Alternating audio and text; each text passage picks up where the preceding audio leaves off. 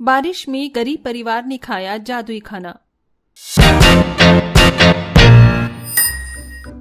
अरे श्रुति बहू, जरा गर्मा गर्म एक रोटी और तो लाना। बहू आते हुए सलाद भी ले आना, खत्म हो गया है। ये लीजिए माँ जी, आपके लिए सलाद और पिताजी आपके लिए गर्मा गर्म रोटी। भाभी अब आप भी खाना खा लो। पूरा परिवार साथ में बैठकर खाना खाने लगता है कि तभी घर की छोटी बहू साक्षी गुस्से से तिलमिलाती हुई सबके पास आती है। और कितना खाओगे? ठूस ठूस कर पेट नहीं भरता क्या तुम लोगों का? साक्षी बहू, ये क्या तमीज है बात करने की? मुझ पर चिल्लाने की भूल मत करिए माँ जी। ये सब जो आप लजीज लजीज खाना खा रहे हैं ना, ये सब कुछ मेरे पति की कमाई का है, समझे आप लोग। खुद का बड़ा बेटा तो लाचारों की तरह बिस्तर पर पड़ा है और मेरे पति की कमाई के पैसे की खाना खाकर मुझे ही आंखें दिखा रहे हैं। बस बहुत खा लिया ये सब, यहाँ से अब जाओ। श्रुति के पति समर्थ को कुछ महीनों पहले हार्ट अटैक आया था, जिसके चलते समर्थ की हालत काफी खराब रहती है और अब बिजनेस की भागदौड़ समर्थ के छोटे भाई अरमान के हाथों में आ जाती है, जिसके चलते अरमान की पत्नी साक्षी घर में सभी पर अपने पति की कमाई का धौंस जमाने लगती है। लेकिन तभी भाभी भूलिए मत, वो आपके पति से पहले मेरे भाई और इस घर के बेटे हैं, समझिए आप। जितना उनकी कमाई पर हक आपका है, उतना ही हमारा भी हक है। भूमि का जवाब सुनकर साक्षी का मुंह बन जाता है, जिसके बाद अब साक्षी गुस्से में अपने पति अरमान के पास जाती है और उसे परिवार के खिलाफ भड़काने लगती है। अभी भी वक्त है, इन सबको घर से निकाल दो। तुम्हारी ही पैसों पर ऐश करके तुम्हारी पीठ पीछे बुराई करते हैं। अरमान काफी आसानी से साक्षी की बातों में आ जाता है और बिना कुछ सोचे समझे अपने पूरे परिवार को धक्के मारकर घर से बाहर निकाल देता है और देखते ही देखते ऐसे ही बारिश के मौसम में पूरा परिवार बेघर हो जाता है। मैं तो सोच भी नहीं सकती थी कि हमारा अरमान हमारे साथ ऐसा करेगा। हमें लगता है हमारी ही परवरिश में कोई कमी रह गई थी, जो आज हमारे साथ ये सब कुछ हो रहा है। माँ जी, पिताजी, आप लोग संभालिए अपने आप को। देखिए मौसम कितना खराब हो रहा है। बारिश होने से पहले हमें जल्द से जल्द सर छुपाने के लिए कोई ठिकाना ढूंढना होगा। वीरेंद्र सार्थक को संभालता है और अब पूरा परिवार सिर छुपाने के लिए इधर से उधर भटक रहा होता है। काफी दूर चलने पर उन्हें एक जंगल के पास एक छोटी सी झोपड़ी दिखाई देती है, जिसे देख सभी लोग अब बारिश से बचने के लिए उस झोपड़ी में चले जाते हैं। माँ, ये कैसी जगह है? हम लोग यहाँ क्या कर रहे हैं? मुझे तो यहाँ से काफी बदबू भी आ रही है, मुझे यहाँ नहीं रहना। परी बेटा, समझने की कोशिश करो। अब यही हमारा घर है, जब तक सब कुछ ठीक नहीं हो जाता हमें यहीं पर रहना होगा। श्रुति और भूमि घर के कोने में पड़ी छोटी सी झाड़ू से पूरे घर की सफाई कर देते हैं और चटाई बिछाकर अब खाली पेट सो जाते हैं और ऐसे ही अगला दिन शुरू हो जाता है। माँ, बहुत भूख लग रही है, कुछ खाने के लिए बना दो ना। भूख तो मुझे भी लग रही है, लेकिन हमारे पास तो खाने के लिए कुछ भी नहीं है और न ही पैसे हैं। भूमि, तुम घर में सबका ख्याल रखना, मैं जब तक कुछ खाने का इंतजाम करती हूँ। पैसे न होने की वजह से श्रुति कई लोगों से खाने की मदद मांगती है, लेकिन कोई भी श्रुति की मदद नहीं करता, जिसके चलते श्रुति एक ढाबे पर जाती है। मालिक, भगवान के लिए मेरी कुछ मदद कर दो, मेरा परिवार भूखा है। अरे मेरे ढाबे पर तो तुम्हारे लायक कोई काम भी नहीं है। एक काम करो, तुम ये टेबल कुर्सी साफ कर दो, इसके बदले में तुम्हें 20 रुपए दूंगा। इतने बड़े घर की बहू होने के बावजूद भी श्रुति को अपने परिवार का पेट भरने के लिए ढाबे पर टेबल और कुर्सी साफ करनी पड़ती है, जिसके उसे 20 रुपए मिलते हैं और अब वो 20 रुपए की 4 रोटियां खरीद कर घर ले जाती है और उन चारों रोटियों को ही पूरा परिवार मिल बांट कर खिलाती है। आज तो मेरे परिवार ने जैसे तैसे कर खाना खा लिया, लेकिन कल क्या होगा? जल्द से जल्द मुझे कहीं काम ढूंढना होगा, वरना मेरा परिवार तो भूखा मर जाएगा। अगले दिन होते ही श्रुति काम की तलाश में निकल जाती है और उसे बड़े से बंगले में काम मिल जाता है।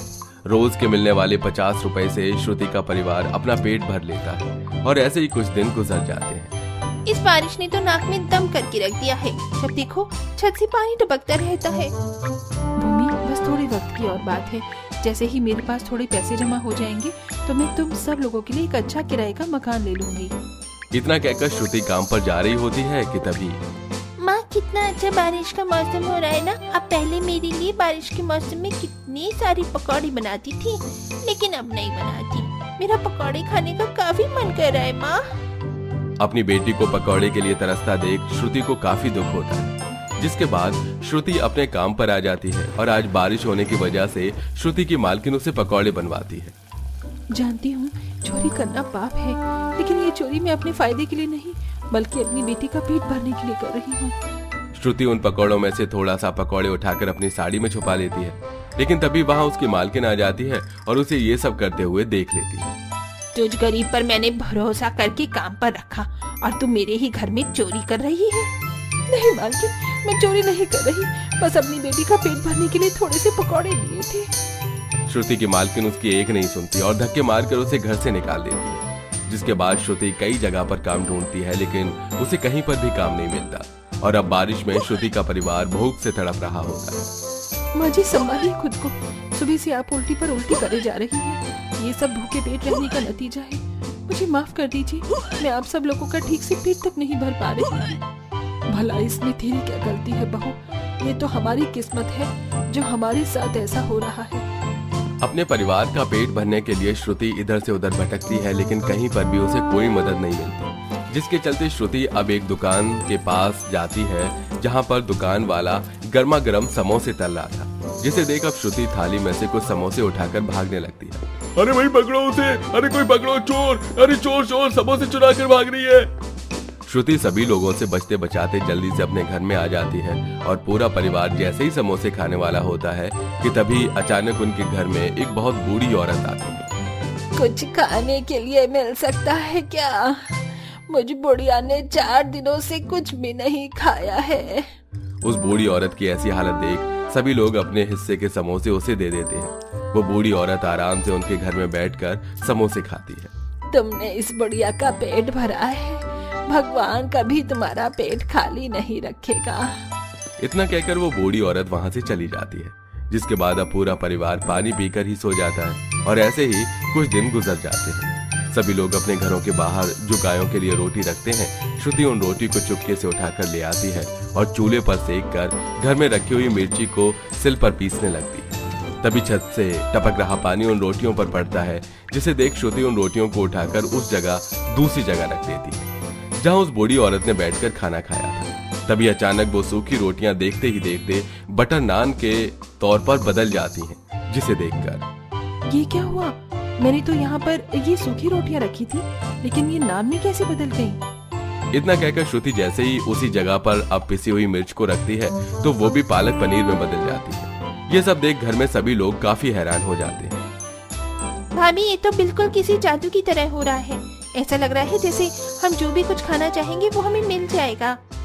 अब सच कह रही हो बुआ? फिर तो मुझे मेरा मनपसंद बर्गर और पिज्जा भी मिलेगा। परी जैसे ही बर्गर और पिज्जा का नाम लेती है तो उस जगह पर अचानक बर्गर पिज्जा आ जाता है, जिसे देख पूरा परिवार काफी खुश होता है और अब अपनी मनपसंद चीज मांगने लगता है। मेरा तो गाजर का हलवा खाने का काफी मन कर रहा है। और मेरा खिचड़ी। मुझे तो कब से नूडल्स की याद आ रही थी। वीरेंद्र विमला भूमि के इतना बोलते ही उनकी कही हुई चीज उनके सामने आ जाती है, जिसे देखकर पूरा परिवार न जाने कितने दिनों बाद पेट भरकर खाना खाता है। लगता है ये भगवान का कोई चमत्कार है जो आज हम सबके साथ हो रहा है। ऐसा लग रहा है कि इस जमीन के नीचे भगवान का वास है, इसलिए तो हमारे मांगने पर हर चीज यहाँ से हमें मिल रही है। पूरा परिवार अपनी मनपसंद की चीज उस जगह से मांगता है कि तभी जमीन के अंदर से एक सुनहरी रोशनी निकलती है और देखते ही देखते उन सबके सामने माँ अन्नपूर्णा साक्षात प्रकट हो जाती है, जिसे देख पूरा परिवार उनके सामने हाथ जोड़ लेता है। तुम सभी को मेरे सामने हाथ जोड़ने की कोई आवश्यकता नहीं है, यही तो तुम सबके अच्छे कर्मों का ही फल था। उस दिन तुमने जिस बुढ़िया औरत को खाना खिलाकर अपना पेट खाली रखा था, वो बूढ़ी औरत कोई और नहीं, मैं ही थी। मैं इसी जगह पर बैठी थी, इसीलिए ये जगह अब एक जादुई जगह हो चुकी है। तुम जब भी इस जगह से कोई भी खाने की चीज मांगोगे तो वो तुम्हें मिल जाएगा। इतना कहकर माँ अन्नपूर्णा उन सभी को आशीर्वाद देकर वहाँ से चली जाती है, जिसके बाद मैं सोच रही थी क्यों ना अब हम अपनी तरह ही उन लोगों की मदद करें जो भूखे पेट सड़कों पर ही अपना दम तोड़ देते हैं। हम लोग उन लोगों को मुफ्त में खाना खिलाएंगे और साथ ही इसी जादुई खाने से हम अपनी किस्मत को भी बदलेंगे। जहाँ पूरा परिवार मिलकर उस जादुई जगह से तरह तरह की जादुई खाने मांगता है और उन्हें बेचकर काफी अच्छे पैसे कमाता है। वहीं श्रुति उन जादुई खाने से गरीब लोगों को पेट भरकर उनकी मदद करती है, जिसके चलते गरीबों की दुआ और भगवान के आशीर्वाद से जल्दी उन सबकी उजड़ी हुई किस्मत भी चमक उठती है।